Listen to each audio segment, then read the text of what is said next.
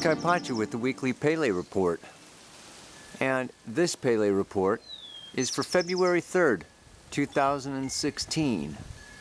It is an astrological journey through time and space, looking at the skies, the signs from above, to assist us in understanding, guiding our actions and decisions from a wider, bigger, broader perspective. You may understand from that the sun is in the sign of Aquarius, which is way out there. Yeah, baby. Oh my God, right now the moon is in Sagittarius. Oh yeah. And she's moving into Capricorn tomorrow, Thursday. She's gonna hit Pluto and then come around and hit Mercury. We've got a beautiful Moon-Mercury conjunction at the exact same time as Venus conjoins with Pluto over there on Saturday. It's all in the sign of Capricorn. We're going to have Moon, Mercury, Venus, Pluto in Capricorn. Yay for Saturday. And then Sunday, Sunday comes around and we got the sun squaring Mars, and we got the new moon happening on Monday at the 20th degree of Aquarius, which I'm going to go farther and deeper into, throughout all of this. I got to read you the Sabian symbol for that one. It's really powerful. So, really going on all week is the sun square Mars. That's going on all week. We still have the T-square, okay, with Lilith, Pluto, Uranus going on. We still have Jupiter conjunct the north node of the moon in Virgo, opposing Chiron over there in Pisces, Neptune in Pisces. We have these bigger cycles still going on. I'm just focusing a little bit on these personal planets, they call them in astrology. The personal planets, Sun, Moon, Mercury, Venus, Mars, they move rapidly. They're more really associated with our personal daily realities of things. And speaking of daily reality, we can't forget about Saturn. Saturn is still over there, okay, in Sagittarius, doing his business. So anyway, Saturn goes up, and Saturn is actually in a very nice trine to Uranus in Aries, really going on until he stations in March 24th. Saturn stations at 16 degrees, and right up and through that time, he's in this very nice trine, with Aquarius, which is a changing of the guard. Let me look at the camera and talk a little bit more about that. Right underneath, of course, my banana tree. Let me walk over here. Look at, doggone it, we got 2 bunches of bananas going on. Yeah, baby. Look at those guys. Just kind of hanging on, hanging down. Okay, what's the buzz over there? Well, I hate to read to you guys. I mean, I like to be spontaneous and everything, but, I have a hard time memorizing my frickin' mantra, much less the Sabian symbols. I mean, this is like the most outrageous book. It gives a psychic symbol and then interprets each one of those symbols for every degree of the zodiac, 360 degrees, 360 Sabian symbols. And you can even use the book as an oracle. There's instructions on how you can, ask a question, crack open that book, and you're gonna get some deeper insights. And that is what Mars in Scorpio is all about. And that's what the sun in Aquarius is all about. We're going to talk about some of the things today that, Aquarius and Scorpio have in common. But first, I want to read to you, the degree of the new moon, okay, that is happening this weekend, because it's so outrageous. Okay? It is a large white dove bearing a message. That's the vision that the psychic got for that degree of the zodiac. A large white dove bearing a message. Yeah? The keynote for that is the answer of spiritual agencies, the white dove, to thorough, sustained, and victorious individual efforts. Jupiter conjunct the North Node in Virgo, Mars in Scorpio, Mercury, Pluto, Venus in Capricorn. I mean, hello, it can't say it any more than that. Thorough, sustained, and victorious. Oh yeah, baby.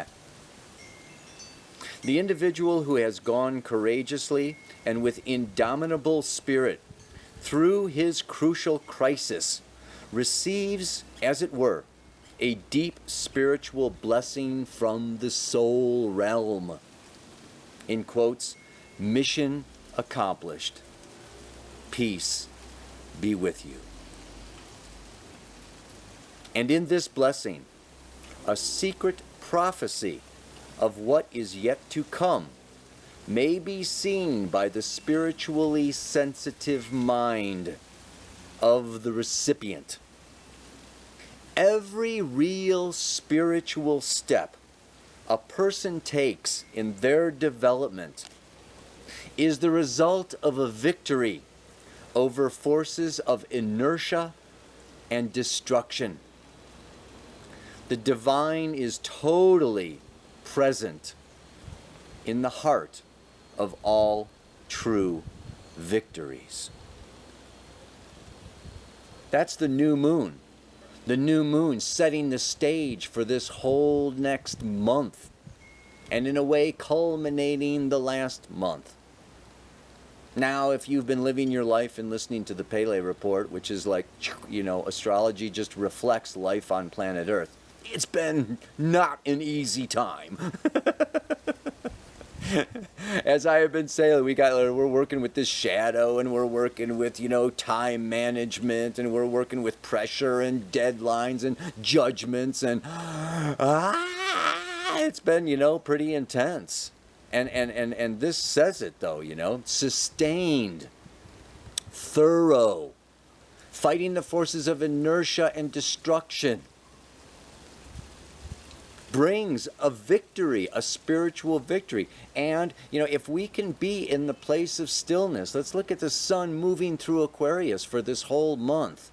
Aquarius is non-attachment. It's the Buddhist way. It is a fixed sign. I don't even call it an air sign. I call it outer space.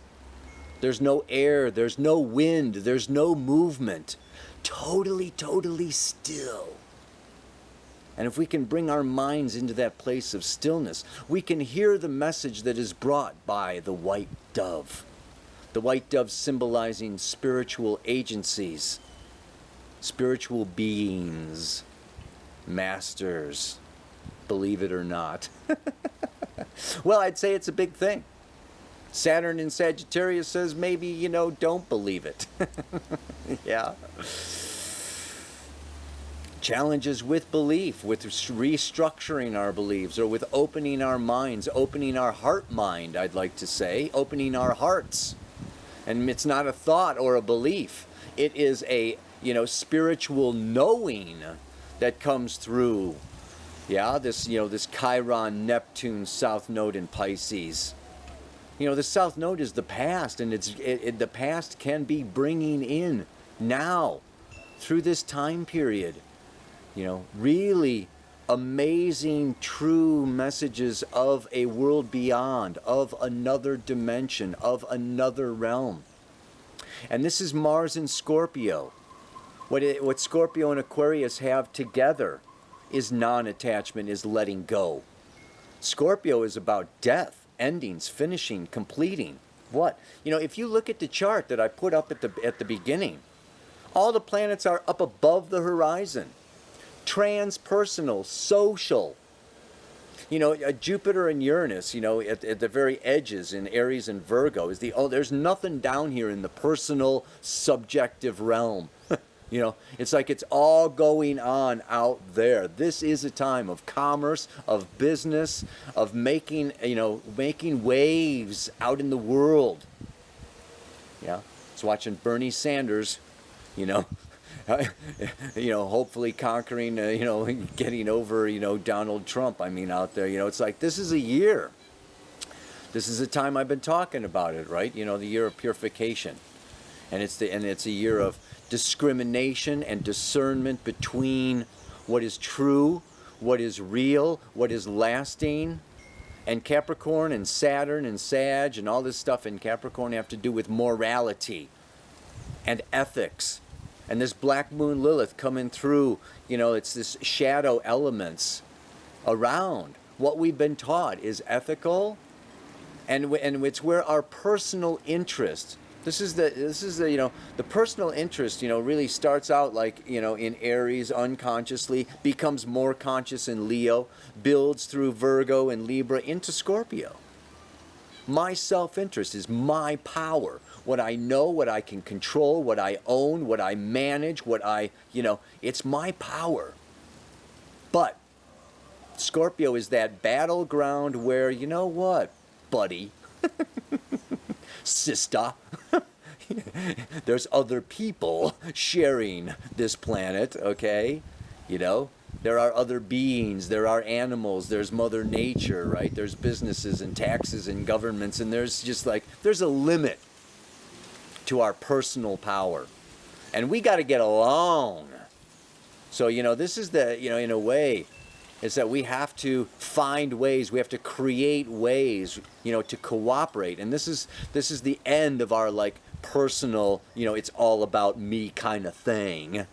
And this Sun square Mars in Aquarius is just like this kick in the butt for the new paradigm, for the future, for community, for the global consciousness, the raising the bar. This is what Aquarius is about.